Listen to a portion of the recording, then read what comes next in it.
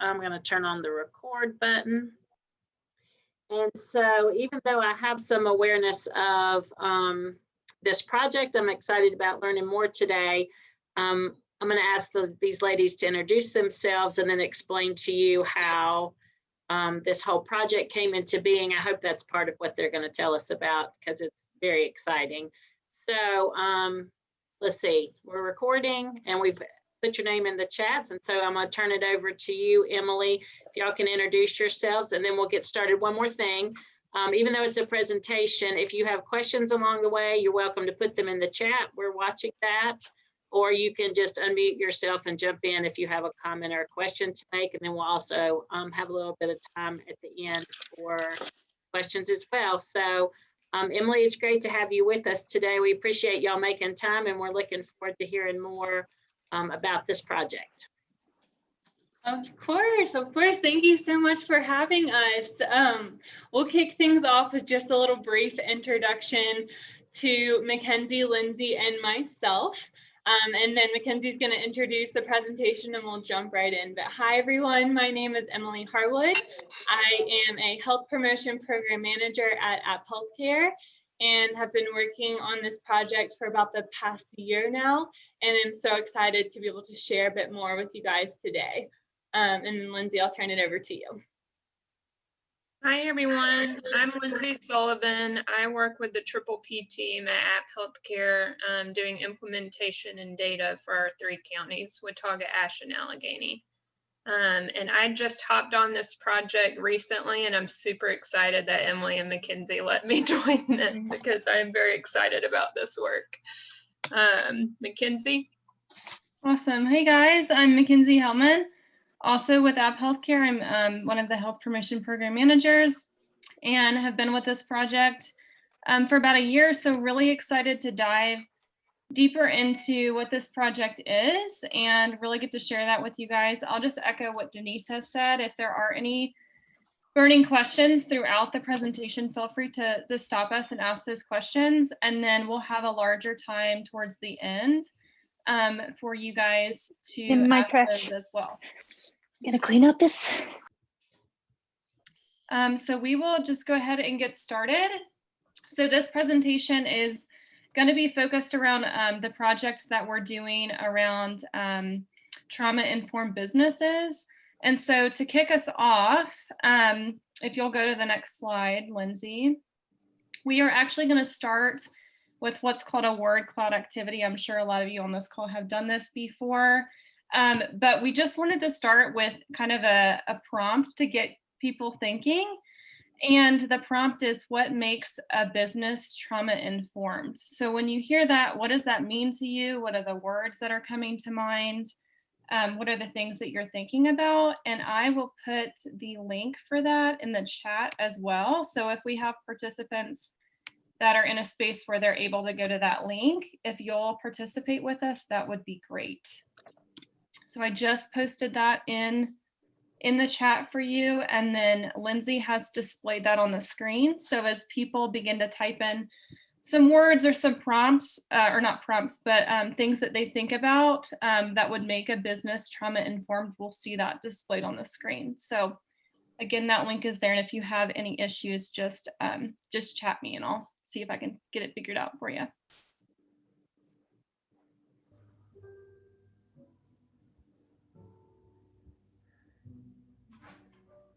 Nina, no.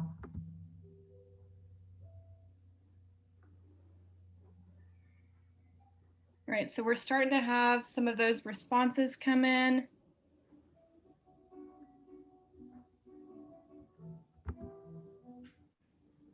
I'll give you guys a few more minutes to type in what your thoughts are there.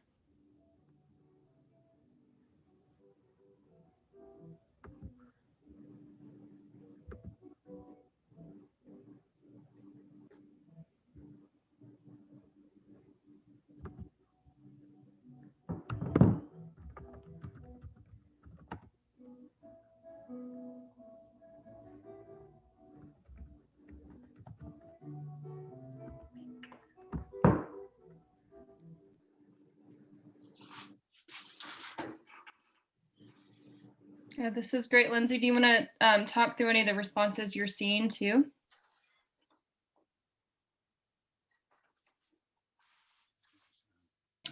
Yeah, I'm seeing a lot about compassion, nurturing, understanding, knowing the importance of this work.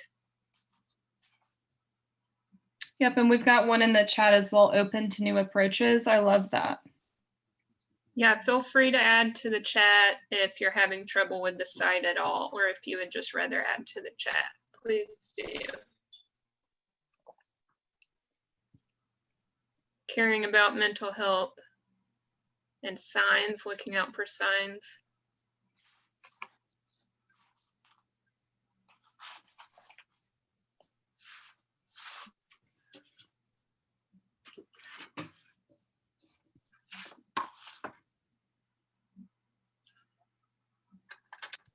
And we had another response come in the chat, ready to listen. So I appreciate everybody giving their thoughts. I think this is really powerful, and love to get insight from other folks. So thank you for participating.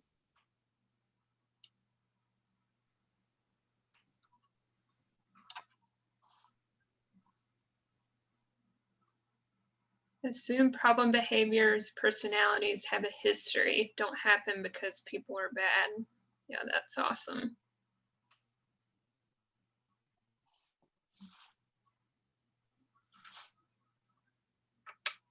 Yeah, responding to any conflict in a non-aggressive and open way. Treat everyone as if they have experienced trauma or adversity. Yeah.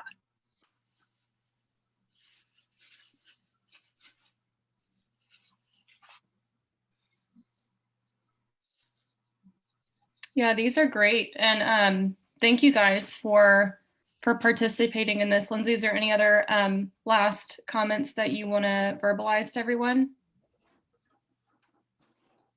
I don't think so. Thank you so much, everyone, for participating. This is awesome.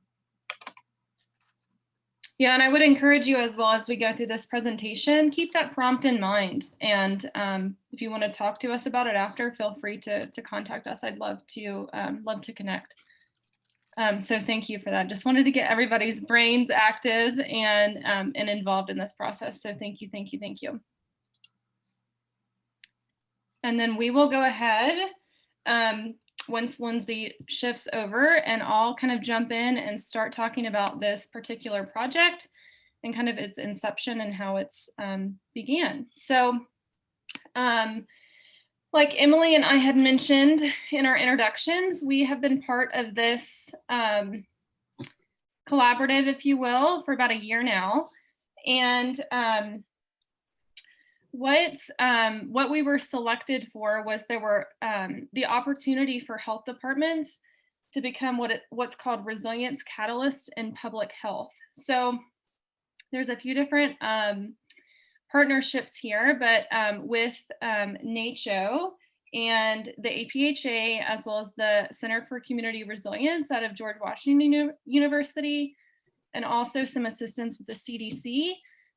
We were able to be a site that was selected for this. So you can see on this map, on this slide, we are one of 4 sites across the nation that was able to kind of be along for this journey.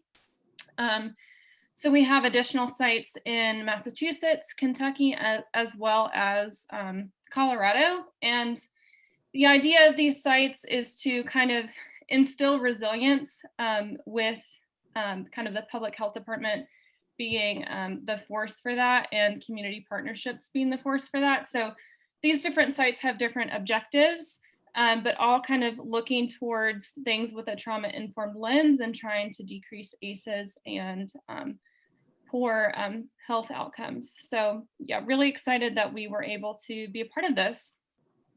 And I'll go ahead and go to the next slide. So I just wanted to start off with a simple timeline of this. Like I mentioned, this is about a year in the making. So we were first selected as a BCR site, so that stands for Building Community Resilience, in November of 2019, which is so crazy that it's been that long. And kind of the very beginning happenings of this, we were able to really hone in and think through focus area development and what we wanted specifically our goals to be. And then we also got introduced to those other sites that I showed in the previous slide, and got some clarity around some of the technical assistance support that we could get from APHA and the Center for Community Resilience, and how they could help us move this work forward. Later, kind of about midway in that timeline, one of the really important things in trying to understand our focus areas and dive deeper was to really try and understand community voice. So this is a project that's specific to Watauga County. Our health department does cover Watauga, Ashe, and Allegheny, but we decided that this project would be Watauga County specific so that we could really hone in and dive deep. So in that community voice section on that slide, some of the things that we were able to do along with the support of the George Washington University and APHA was to conduct key informant interviews and kind of understand people's thoughts and processes and what it looks like to be a resident of Watauga County. We were also able to conduct group modeling sessions to try and understand issues deeper and think through a way of how to move work forward. And then lastly, we were able to conduct what's called a community visioning session, really just a fancy way of sitting back and listening to people's experiences living here in Watauga County. So we had some agency representatives as well as some local community residents just share their experiences living here in the county and just listening to their story. So that was a really powerful time for our team as well to just hear all of that, especially in the midst of this pandemic. It kind of allowed us to focus in on some things we were really passionate about. So definitely very thankful for that time.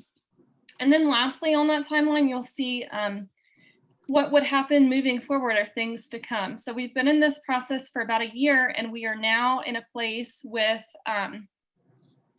gathering that community voice and understanding people's experiences and having some data to now develop a logic model to move this work forward and make it sustainable. And then secondly, one of the action items that the George Washington University team will be able to help us with is what's called a policy scan. So with our focus areas, which I'll jump in just a moment, they're going to be able to look at policies that are existing within Watauga County, as well as state level policies, and just give us a good inventory on what exists policy-wise already, and help us kind of dive into understanding those policies and think through how we can best impact the outcomes that we want to have an impact here in Watauga County. And then lastly, we're just going to have a continuation of community work. So as we're talking about this, and as Emily and I and Lindsay are explaining this, if this is stirring something up in you and you're getting excited, we would love to talk to you and connect and just hear your thoughts as well, and have you involved in this process as well. So with all of that timeline and all the things that we had done, I wanted to just talk briefly about our overarching goal and our focus that's really come out of that whole process that I just mentioned. So our goal here and our big dream is for app healthcare to work across sectors to understand things in our community that lead to poor health and unequal employment and housing opportunities in Watauga County. So when we had those community voice sessions, two of the things that really came up over and over again was employment in Watauga County as a topic, and also housing in Watauga County as a topic. And so with that information, that shifted our focus, thinking about trauma-informed businesses, but then honing in on those two drivers to think how we can impact employment and housing. And then I just wanted to show this graphic. So throughout this presentation, and even in our focus area, I mentioned poor health. And when I think about health, sometimes I think of it in a really narrow lens. So I really enjoy this graphic because it kind of just broadens that a little bit. So when Emily and Lindsay and myself talk about poor health outcomes or health outcomes that we want to impact or health in general, think about this graphic. So you'll see here at the bottom, about 50% of our health can be impacted by healthy behaviors. Above that, what you'll see in the blue is about 20% of that is directly impacted by environment. So when we think about housing, or when we think about the physical location of employment, those things can directly impact our health. Above that, you'll also see about 20% of that can be genetics. So thinking through family health history, that directly impacts your health. And then lastly, at the top of that graphic, that's in the red, you'll see about 10% of access to care. So people getting the services that they need and access to healthcare, that also directly impacts our health. And then I will pass it along to Lindsay to kind of dive deeper into those community voice sessions so that you guys can see the richness that came out of those. All right. So we picked up several recurring themes from the key informant interviews, many of which will sound familiar to a lot of you. I wanted to start with a quote from one of our interviews. It reads, "There is an enormous disparity of wealth and opportunity in Watauga County. There are people here with $10 million homes that live a mile away from people with dirt floors.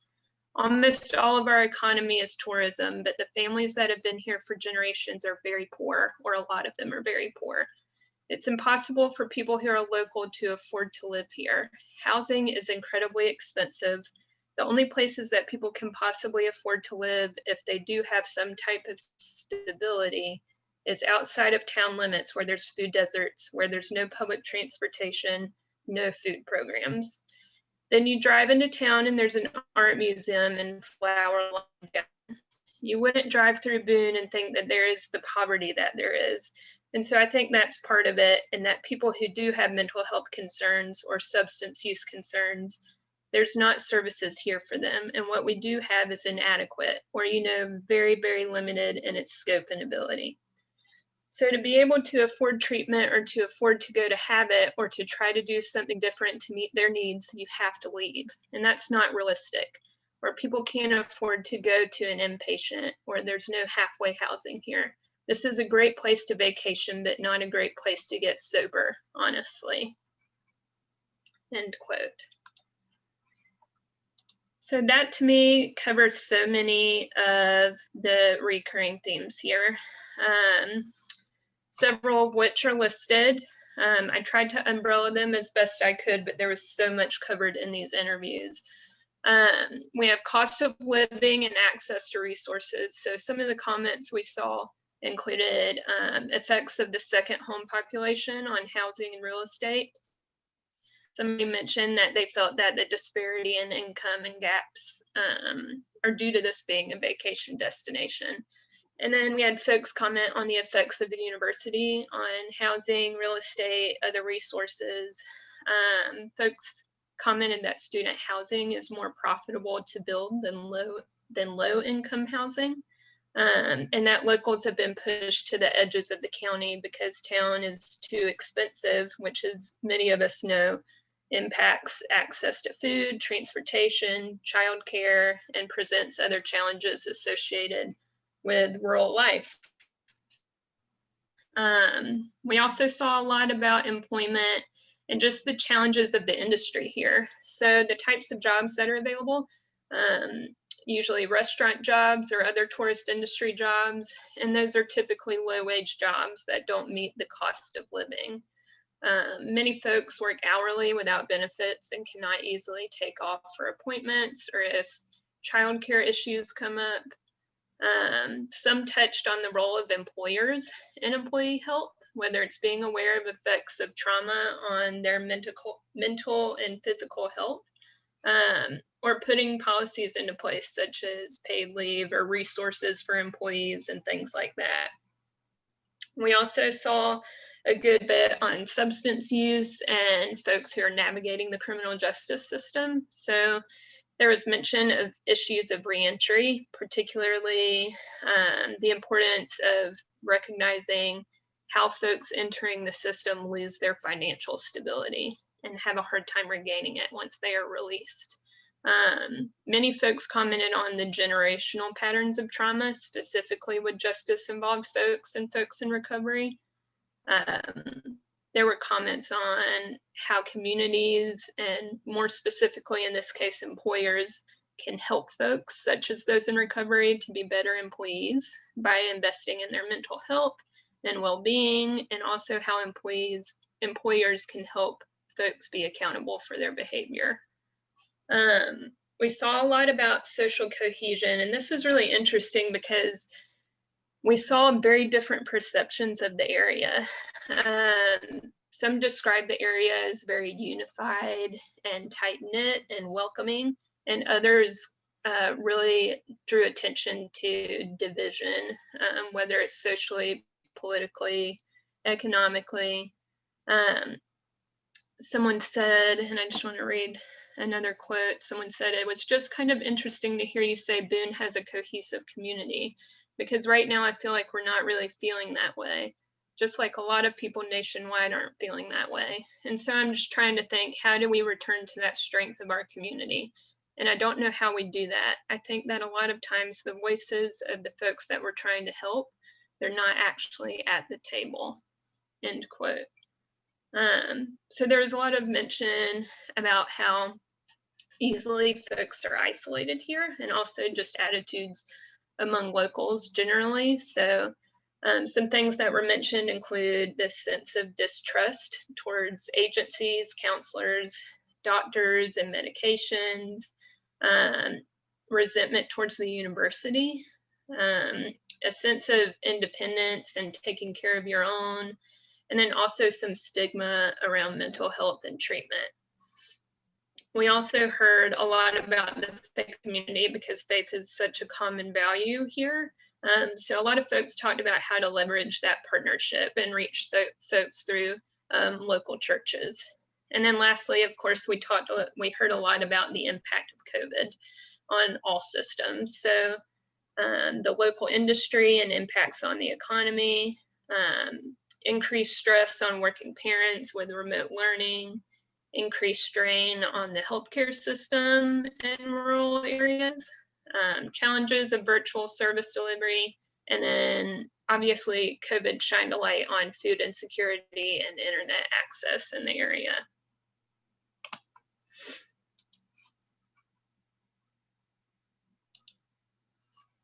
So then just to go on to our visioning session. So just a couple things we kind of pulled from the visioning session that really stood out to us. Somebody mentioned if people have money, they spend money. So this kind of came up in conversations around a living wage. There was a lot of talk about how folks with a living wage can invest more into their communities because they can afford to.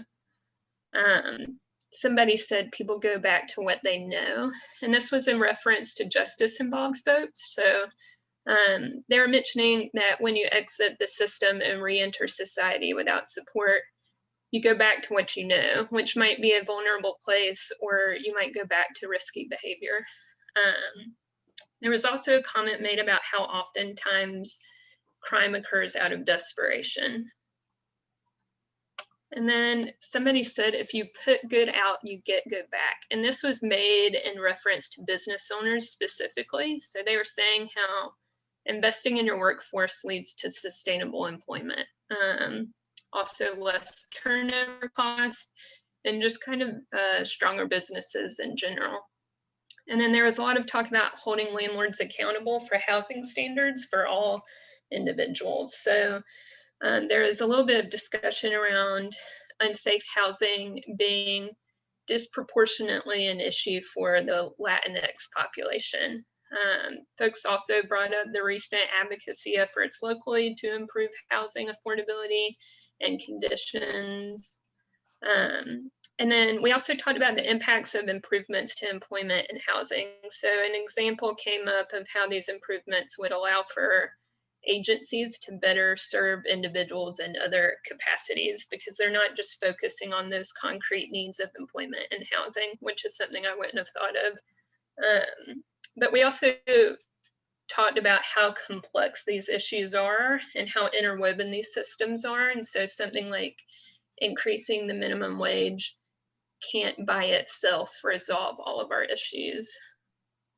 And then we had a couple action ideas come out of the visioning session. One action idea that came up was stickers for storefronts to incentivize policies that support mental health, and maybe something to recognize that they are living wage certified. There was also some discussion around a cost benefit analysis for business owners that would show them why changes to their businesses would be impactful. I'm going to pass it along. Thanks. And so the next thing that we want to talk with you guys about is another activity that we did around gathering community voice, but specifically hearing from our local stakeholders on their experiences navigating certain systems within Watauga County. And so we conducted alongside our technical assistance partners at George Washington University and the National Association of City and County Health Officials, something called a group model building session. And so this was an opportunity for us to look at systems within Watauga County and learn kind of what is working and what is not working.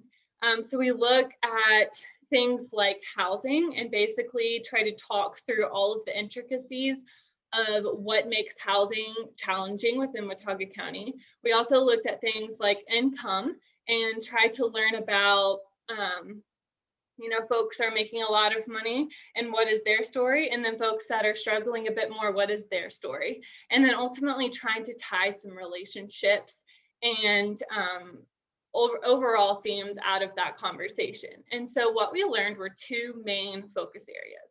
The first was the story of income inequalities. And so with income inequality, what we mean here is that there's a good portion of the population that's making a very large amount of money. And then there's a really large portion of our population that's barely getting by. And then in the middle, there are very few people. And so we're trying to understand, why is that? And a lot of what we learned is that in Watauga County, we have a good number of seasonal jobs. So folks might have employment in the summer or maybe in the winter if they're working with the ski resorts. But then throughout the rest of the year, they really struggle to just make ends meet. A lot of seasonal jobs are also not going to pay a lot of money. They're going to be more hourly jobs that don't have those necessarily insurance benefits. We're also potentially going to see a lot of jobs in Watauga County that are service industry oriented, which means in a lot of cases, those are also jobs where your income is kind of capped at a certain level because you can only make so much in that specific role. And so because of all of those reasons, we see a severe lack in living wage jobs, or jobs that pay you enough that you can survive without having to work a second or third or fourth job. Also, whenever we have hourly jobs or jobs that necessarily don't have a set schedule or aren't in that 8 to 5 time range, we see more and more challenges specific to access to childcare. So they might not be able to change their childcare schedule day in and day out, or maybe they can't afford childcare in general, so they're forced to make the decision of staying home to take care of their child because they simply can't afford or find access to childcare. Thus, there's less income coming into the home. Like I was mentioning, with our hourly and potentially seasonal jobs, there's a very low likelihood that those jobs are going to have insurance. So the ability to have health care is much more challenging when you have to make a decision of, I can't make this copay, or if I go to the doctor and they tell me these things are wrong, I don't have the ability to pay for that care to do something about it. And so it makes this decision really challenging. So we see a lot of struggles that come out of this income gap and a huge need for greater focus on making sure that businesses and organizations provide some sort of support so that if you do have a family, you're able to balance things a little bit better. We also see a huge need for benefits packages within employers so that those employees can feel supported, and an increased need for living wage jobs across our entire community. Another thing that we dove into was specific to housing inequality. So it's the same picture. There are many houses that are quite expensive, and then on the opposite side of things, we have folks who are living in really, really terrible housing conditions because that's simply all they can afford. And so when we dive into this issue a bit more, we learn that there's a huge demand for housing in our community. So we have folks who have maybe moved here for college, or maybe moved here for college, decided how much they love it because the mountains are such a beautiful, wonderful place to live, and they want to stay. And so we not only have a huge demand for rental properties, but also for folks who want to buy a house, there's a huge need. And so this drives both of those prices extremely high, making rental properties extremely expensive, as well as trying to buy a home extremely expensive. And alternatively, it allows our landlords to kind of get away with more because the demand is so high. They don't necessarily have to provide 5-star quality living arrangements because their competition isn't doing that either. And so it really decreases the standard of living that folks have access to, which is a real shame. We're also seeing a huge lack in the number of rental properties in general, specifically for families. There are tons of opportunities for students, while also very expensive on our kind of family spectrum. There are less and less rental properties and houses that are available for those individuals and families. And so these are kind of the two systems that we really dove into through our group model building session. And then Lindsay, if you want to go to the next slide. So Lindsay and Emily really unpacked kind of the process of key informant interviews and the visioning session that we had, as well as the group modeling session. So I just wanted to have this slide really to express gratitude. And there are a few partners that I've listed here, but we've spoken with many, many more. But we did have a few folks from the Boone Area Chamber of Commerce involved in this process. So really thinking about the business piece and how we can engage local businesses in our county. And also we had different departments from ASU involved in that kind of data process and just listening process, as well as you guys. So WCCI members have been huge champions of bringing perspectives and different lenses to this work. And then also MRJC has brought a lot to this as well, keeping kind of justice involved individuals in the middle of this conversation, which is so, so important.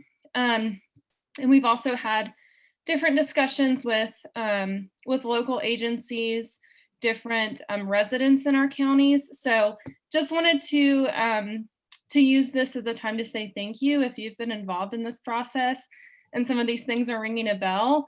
Thank you for your input and your time that you've put into it. And if we're sharing this and you weren't involved in this process and you want to learn more, feel free to connect with us. We'd love to chat and learn more. And so the next kind of shift that we'll take with this information is specific to action items that have been identified. So you've heard a variety of different, what we call information gathering or data gathering that took place over the course of the past year, primarily this past summer. And as we were talking with folks, we continue to have ideas of ways that we can address the issues we're uncovering, which is already so exciting.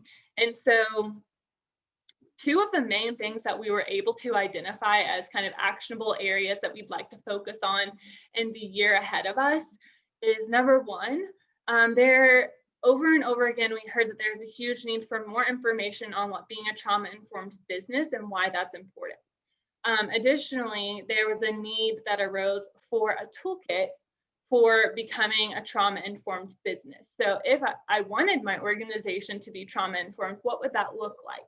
what are potentially some things that we can incorporate or things of that nature. And we have selected these two areas as kind of our main focus for the next year for a variety of reasons. But a huge one that I want to highlight right now is specific to what we have learned around Appalachian culture and the core values of residents of Watauga County.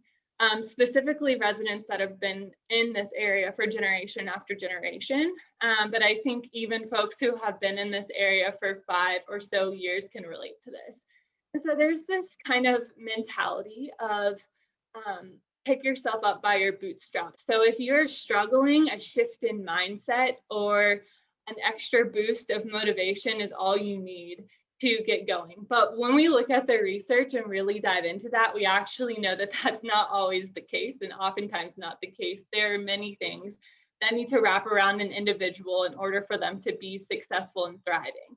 And so we know that Watauga County has grown so much, especially over the last 30, 40 years, especially with the university, and that's created an entirely different economy. Businesses have to operate in a different way than we did in order to keep up with this high pace that we are currently in. And so we recognize that, and we want to come alongside our community members, organizations, and businesses and arm them with the tools that they need to be successful.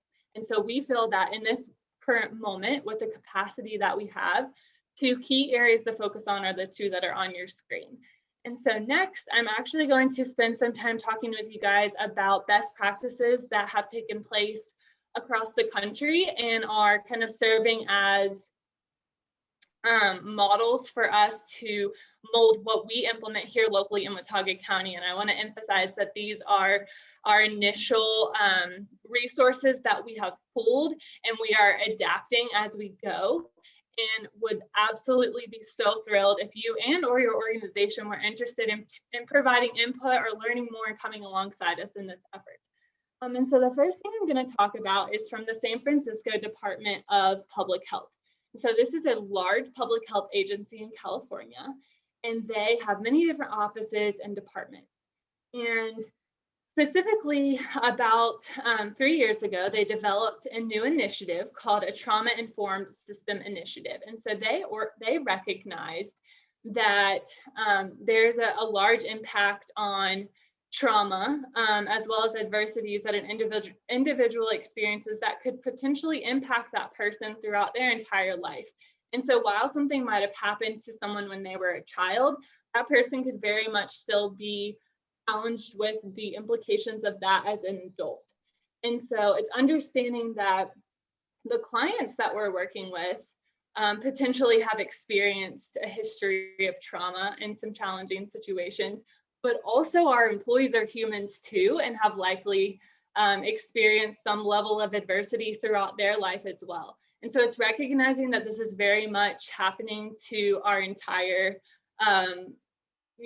world and everyone that we're interacting with to some degree, and everyone is impacted by this shared experience. And so recognizing that could look different for many different people, but knowing that it's incredibly important to focus on. And so what you're seeing on your screen is an organizational change model that the Trauma-Informed System Initiative out of San Francisco Department of Public Health created. And so this is basically a model for how to go from trauma organized, which is where most businesses and organizations operate, to what's called a healing organization. Trauma organized means that stress is kind of thought of as something that each individual must manage, or maybe it's that it's a departmental issue, not an organizational issue, but nonetheless, it's something that is an isolated problem that doesn't affect the entire organization. Oftentimes we're operating in kind of silos instead of collectively. If we move forward along the spectrum to trauma-informed, this is where we begin to develop a shared language to define and normalize and address the impact of trauma, both on clients and on the workforce. So recognizing what I was just saying, that trauma impacts many people. And this is something that we recognize and want to understand so we can best be our best selves and serve our clients as best as possible. But healing organizations take it a step further, and they look at policies and practices and procedures and services that they provide and embed trauma-informed practices into all of that. So they really wrap around as an organization to understand what it means to be trauma-informed and collaborate on embedding these practices into their entire being of the organization. This process also works to prevent unneeded stressors within the organization as well, because we have a growth mindset and we're thinking into the future. We're thinking upstream and trying to prevent larger issues before they even happen. So it's really keeping mental health at the forefront. And then Lindsay, if you want to go to the next slide. So this is a conceptual framework that this initiative created that basically outlines 6 specific things that an organization would need in order to be a healing organization. The first is to have leadership engagement. So having that buy-in from the highest level of valuing that trauma-informed practices and policies are crucial. And then there's a training component. And so in this particular instance, they do an onboarding training around trauma-informed practices, mental health, and the importance of it, as well as some resources that folks can have access to within the organization. And they do this training regularly. So they have onboarding training as well as continuing education training throughout. They also embed trainers within the organization, so they don't outsource for this training. They do a train the trainer. So there's an actual workforce within the organization that is able to conduct this trauma-informed training for employees. They also have champions and catalysts that are really increasing the acceptance of this message and embracing it and pushing it out through the organization. It's embedded, trauma-informed practices are embedded into policies and practices within the organization. And finally, evaluation is taking place continuously. So we're constantly looking at what's working well, what can we adapt to make better so that the system is continuing to grow and flourish. And then the next model that I want to show you guys really quickly is something that we found that kind of hits at this action item or need that you probably heard us say a few times around having some sort of seal or sticker that a business could put on their work front or their front door window. And this particular example that you're seeing on your screen is from Mental Health America. And this is something called the Bell Seal for Workplace Mental Health. And so essentially this is a training / educational opportunity that businesses can go through that takes them through a series of trainings that helps them understand the importance of mental health in the workplace. So they learn about things like the impact of mental health on retention and how if we focus on making sure our employees are mentally healthy, there is a huge increase in the retention rate. You'll also see a huge impact on engagement and productivity among employees, a reduction in healthcare costs because employees are overall healthier and they are able to function at their best self. There's also a significant focus on concerns with presenteeism, so helping employers understand that investing in mental health has a variety of different positive impacts within their organization. And you can ultimately, depending on the practices that you implement, go from bronze, silver, gold, or platinum status. So there's multiple different tiers of what you would be able to be awarded depending on what your business or organization implements.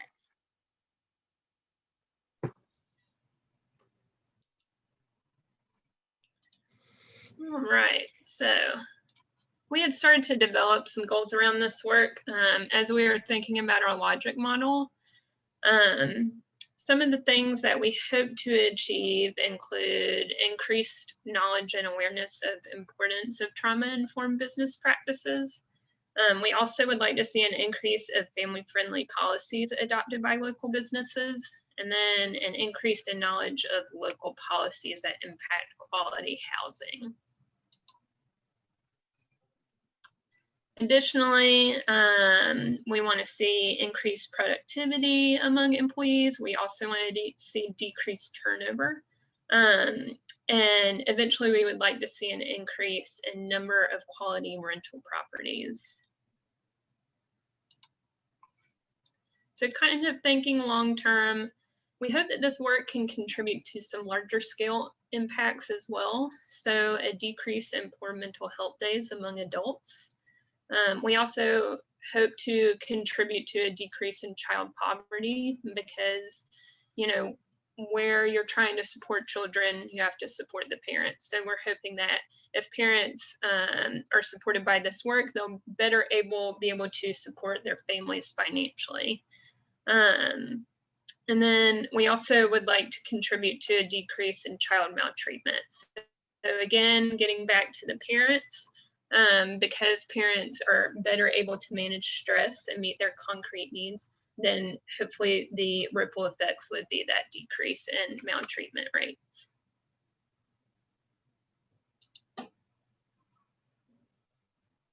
And then finally, to sum everything up, we wanted to kind of paint this picture for you guys of happily ever after. And so at the very beginning, we identified equal housing and employment opportunities as our main focus here. And so through this trauma-informed businesses project, we're ultimately hoping to see decreases in things like substance misuse, stress and depression, chronic disease, crime, and evictions, because we know that those are things that oftentimes result when folks are acting out of desperation or do not have their basic needs, things like shelter, clothing, food, met. And ultimately, after a decrease in all of those things, we hope to see an increase in basic needs being met, improved health and well-being among the entire community, and a more resilient and thriving Watauga County. And that is all that we have for you guys right now. Our contact info is on the next page, and now we'd like to kind of open it up for questions or a small discussion on what we've talked about thus far today. Thank you. And so you can either unmute yourself or type your questions in the chat if you'd like. Thank you all so much for that presentation. That was very well done. We appreciate all the information. When you're talking about short and long-term impacts, how long does this project go on? What's your timeline for working on those impacts? And when do you expect to see those kinds of changes? Absolutely. So the short-term goals that we've outlined are things that we would hope to see within 1 to 3 years. The longer-term goals would take 3+ years in some cases, things like child maltreatment, 7+ years, much longer term. But the exciting thing about this project is that currently we actually, other than the technical assistance that we're receiving, there's no pot of money that is being funneled into this work. This is something that we tried to be really intentional of from the very get-go as something that we can really embed into our community health team at the health department, so that this work can be a focus area of ours for years and years to come. So we do foresee this being a really sustainable project, which is why we've taken our time with this whole first year of being very intentional with collecting quality information. Great, thanks. Mm-hmm. Other questions?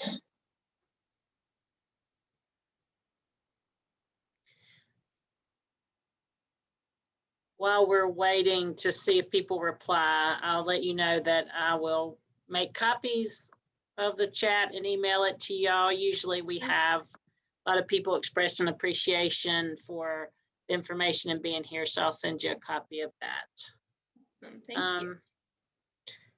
So other thoughts from the audience?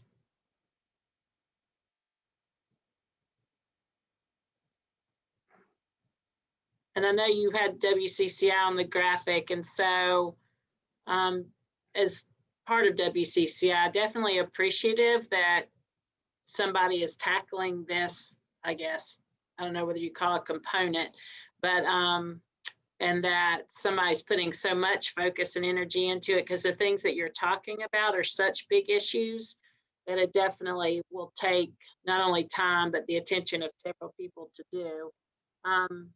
Candace just said, as a Watauga native, I can identify with many of your findings. Thank you for a comprehensive look at our area. And so her comment made me think of when at Hardin Park, I track students who are homeless and work with their families. And if you don't know, the homeless shelter is one of the only ones within like a 7-county area.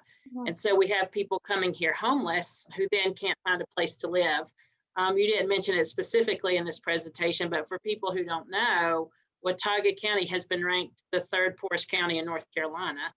And so I recognize that dichotomy of having these, you know, university ski slopes and second homes, and then for a lot of people working minimum wage jobs or not able to find work at all, you can't find a place to live here. So they'll come here to stay at the shelter and be trying to get integrated into the community and have to leave because they can't find a place to live that they can afford. So it's been an interesting thing to be involved with, the frustration of wanting to set down roots here, but not being able to afford to do that.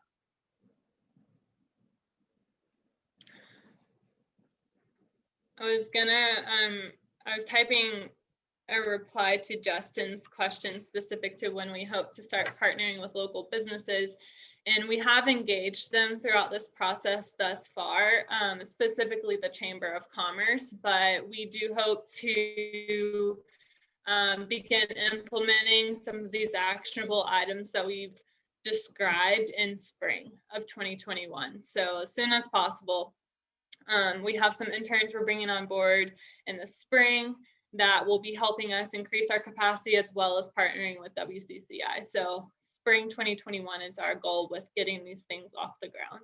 And then one of the things I'll add to that, Emily, one of the things mentioned earlier, do you guys hear feedback on my end?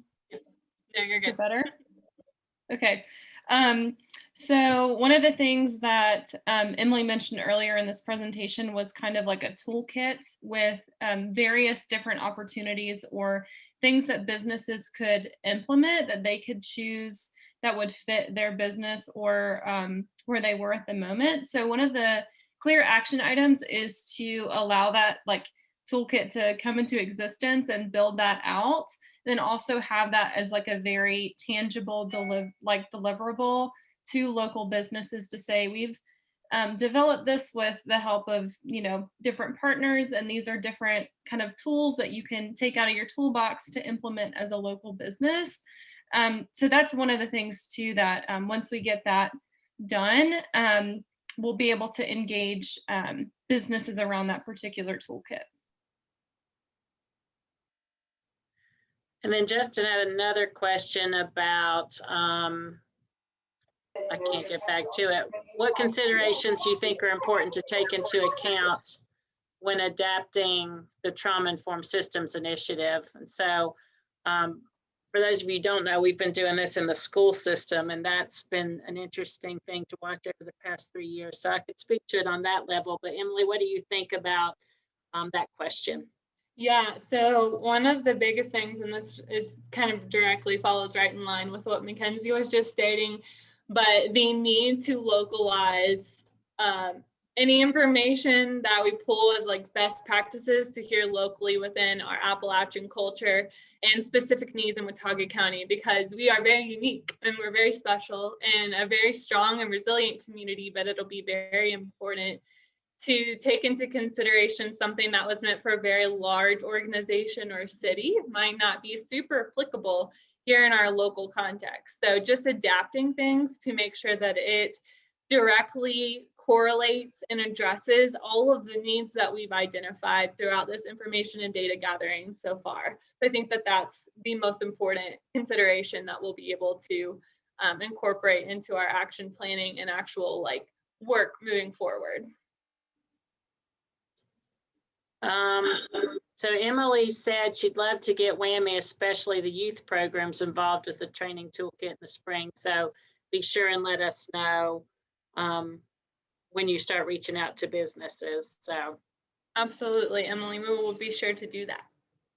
And that is one thing that we also found in the schools, is that there was some buy-in to trauma-informed practices, but when we started offering a Calm Corner kit, that's like concrete, hands-on, tangible things that they could understand, that it really significantly increased buy-in. Number one, I think because you're giving them resources to help them in an area that they don't have a lot of familiarity or comfort in, but also because it is a concrete, tangible thing that they can put their hands on. It's not this abstract concept. And so I know that that helped with buy-in a lot. So I love the idea of whether it's links or papers with information or, actual things in a box. I think some concrete things will help people understand where you're trying to go. Any other thoughts for McKenzie or Emily or Lindsay? Susie said, have you been able to engage with High Country Local First or Mountain BizWorks? They have connections with many locally owned small businesses who may not be part of the chamber. Yeah, that's a great idea. I don't think that, to my knowledge, we haven't, but that's a great thing to look into. Susie, thank you for that. Yeah, thanks, Susie. And probably people don't know this, but y'all are not just in Watauga. You mentioned Watauga. Tell me again the others. Ash and Allegheny. And so one thing that I think is a benefit for us here is how much work we have done in being trauma informed in our community. And so it's going to be a different experience than it might be if you're trying to get this started in a place that's never even heard of the impacts of trauma. So hopefully some of that groundwork has been laid for y'all, and that will make your introductions and beginnings a little more smooth for you. And that's a great point, Denise. That was one of the driving factors in why, when we were selected as a site for this initiative and project, that we wanted to do this work in Watauga because of the work and foundation that WCCI has led. We felt like if we were going to have access to this level of technical assistance, it made the most sense to start in Watauga, where there's already so much incredible work going, so that we have a model that can be replicated in smaller communities that maybe are just on the starting ground of just trying to educate on what adverse childhood experiences are. Makes sense. Any last thoughts or questions for them before they go? It's almost 1, so unless somebody types something in here in the last few seconds, I'm going to thank you for spending time with us today and sharing all this information with us. If you're here and you have not yet typed your name in the chat box, if you could do that so we could keep record of your attendance. If you're not getting emails every Wednesday about Wednesday conversations, add your email and I will put you on the list. And we hope to see you next Wednesday for, oh goodness, I forgot what it is next Wednesday, but it'll be something good. So it's a surprise. And so if you would like to get in touch with Emily or McKenzie or Lindsay to ask them questions or offer to be involved, if you don't have their email, you're welcome to email me and I can put you in touch with them. And thanks again. We appreciate your time. Thanks, everybody. Thank you, everyone. All right, everybody have a good day. Who is the contact? So somebody said who's the contact for the social justice meetings, and that's Marissa Cornell. So Marianne, if you want to email me, if you don't have her email, I can hook you up. All right, thank you, ladies. Hope you have a great day. Thanks, you too, Denise. Thanks for having us.